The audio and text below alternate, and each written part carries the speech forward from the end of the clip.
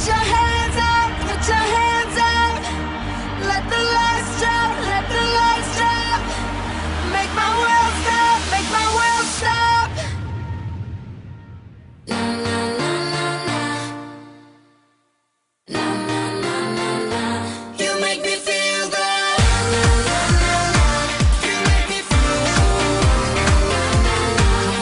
You make me feel good. Na na na na. You make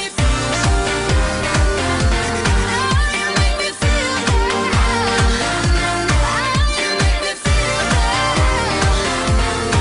You make me feel good. You make me feel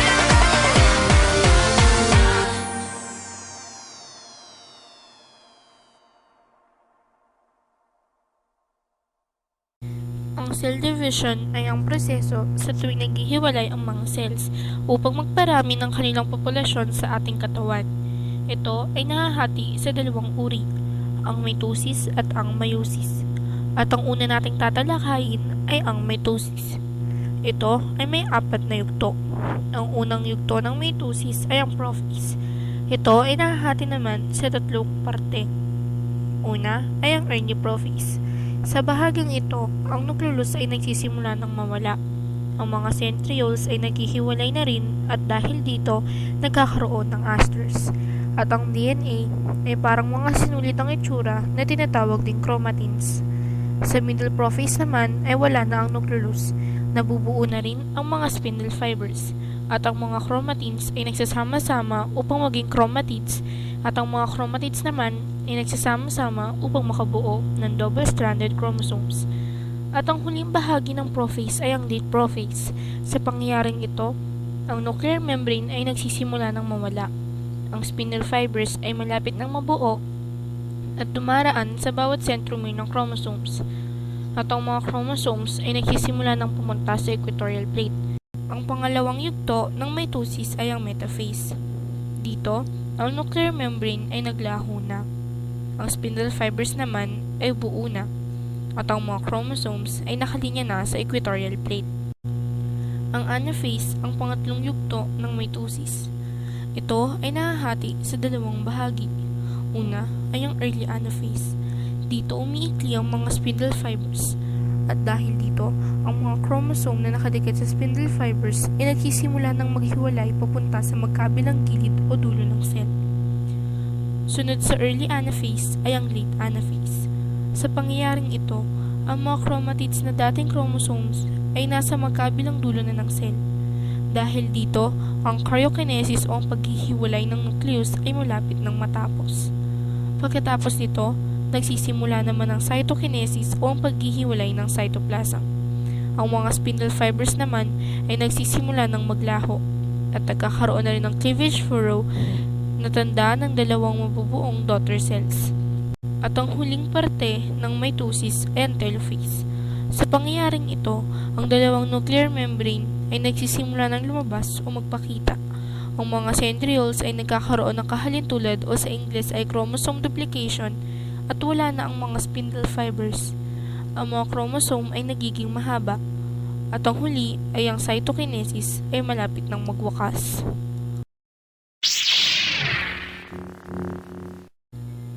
Ang ikalawang uri ng cell division ay ang meiosis. Ito ay nahahati sa 2 yugto, ang meiosis 1 at meiosis 2. Ang meiosis 1 ay may 4 pang yugto. Una ay ang prophase 1. Sa bahaging ito, ang mga centrioles ay naghihiwalay at pumupunta malapit sa magkabilang dulo ng cell. Dahil dito, nabuo ang mga tinatawag na asters. Unti-unti na ring naglalaho ang nucleus sa bahaging ito. Nasisira na rin ang nuclear membrane. Ang mga homologous chromosome ay nagpapares-pares sa prosesong tinatawag na synapsis. At dahil dito, nagkakaroon ng tetrad o 4 na chromatids sa bawat homologous chromosome. Dito rin nabubuo ang chiasma o chiasmata o ang bahagi ng cell na nasisira para sa palitan ng tinatawag na genetic information sa pagitan ng non-sister chromatids kung saan nagaganap ang crossing over. Ang crossing over ay ang palitan ng tinatawag na genetic information sa pagitan ng homologous chromosomes. Ito ay nagbubunga ng pagkakaiba-iba ng mga daughter cells. Ang mga chromosomes ay pumupulupot at umiikli na. Ang mga spindle fibers ay nagsisimula na ring mabuo. Ang pangalawang yugto ng meiosis 1 ay ang metaphase 1, kung saan ang nuclear membrane ay tuluyan ng naglaho. Ang mga homologous chromosome ay nakalinya na sa metaphase plate at nakadikit na ang bawat isa sa spindle fibers. Ang mga spindle fibers ay kumpleto na rin sa yugtong ito. Sumunod dito ay ang anaphase 1. Dito, nagiging biluhaba ang hugis ng cell. Umiikli ang spindle fibers na sanhi kung bakit naghihiwalay ang homologous chromosome sa bawat isa. Ito rin ang dahilan kung bakit haploid o kalahati na ang bilang ng double-stranded chromosomes sa mabubuong daughter cells. Nagsisimula na rin pumunta ang mga chromosomes at asters sa magkabilang dulo ng cell.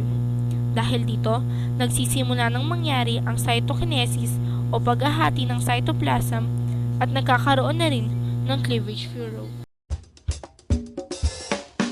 Ang huling yugto ng meiosis 1 ay ang telophase 1. Ang spindle fibers ay nawawala na. Ang cytoplasm ay tuluyan ng nahati sa dalawang daughter cells. Ang asters ay tuluyan ng nawawala. Ang mga chromosomes ay nasa magkabilang dulo na ng cell. At ang mga centrioles ay nagkaroon ng kahalintulad o sa Ingles ay tinatawag na chromosome duplication. At ang nuclear membrane at ang nucleus ay nagsisimula na ulit na mabuo. Ang interkinesis ay ang yugto ng pagpapahinga ng mga cell kung saan ang mga cell ay lumalaki lamang ngunit ang dami ng kanilang chromosome ay hindi nagbabago.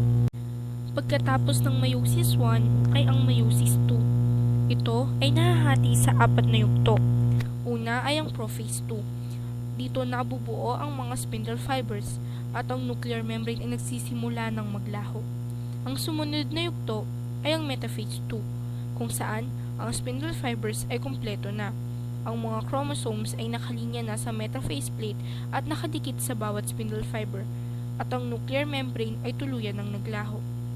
Sumunod dito ay ang anaphase 2. Ang mga spindle fibers ay umiikli sa anaphase 2. Ito ang dahilan ng paghihiwalay ng mga chromosomes at dahil dito, ang chromosomes ay nagiging chromatids dahil sa paghihiwalay na naganap. Ito rin ang dahilan kung bakit nagiging haploid o kalahati ang bilang ng chromatids sa mabubuong daughter cells. Ang mga chromosomes ay nagsisimula ng pumunta sa magkabilang dulo ng cell at nagkakaroon na ng cleavage furrow. At ang huling yugto ng meiosis 2 ay ang telophase 2. Sa pangyayaring ito, ang mga nuclear membrane ay lumalabas na habang ang spindle fiber ay naglalaho na. Ang mga centrioles ay nagkakaroon ng kahalintulad o sa Ingles ay chromosome duplication at nawawala na ang mga asters. At ang mga chromosomes ay nasa magkabilang dulo na ng cell.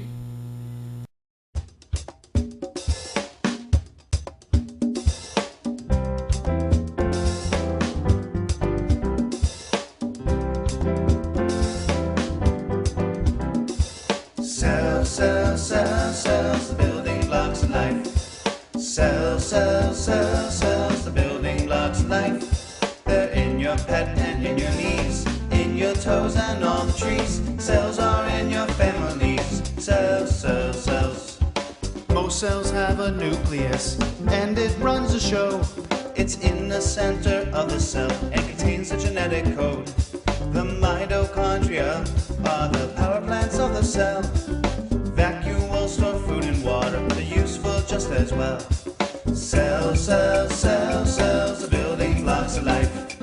Cells, the building blocks of life. They're in your pet and in your knees, in your toes and all the trees. Cells are in your families. Cells. Ribosomes are working hard, making proteins one by one. And Golgi bodies pack them up, ship them off for fun. The endoplasmic reticulum carries proteins carefully. The lysosomes are janitors, clean the sell for free. Cells, cells, cells, cells, the building blocks of life. Cells, cells, cells, cells, the building blocks of life. They're in your pet and in your knees, in your toes and all the trees. Cells are in your families. Cells, cells, cells. Cytoplasm's a gel-like stuff that the cell parts are floating in. The cell membrane says what goes out and what comes back in. Plant cells have a thick cell wall to protect the parts within. Chloroplasts make all the food when photosynthesis begins. Cells, cells, cells, cells, the building blocks of life. Cells, cells, cells, cells, the building blocks of life. They're in your pet and in your knees, in your toes and all the trees. Cells are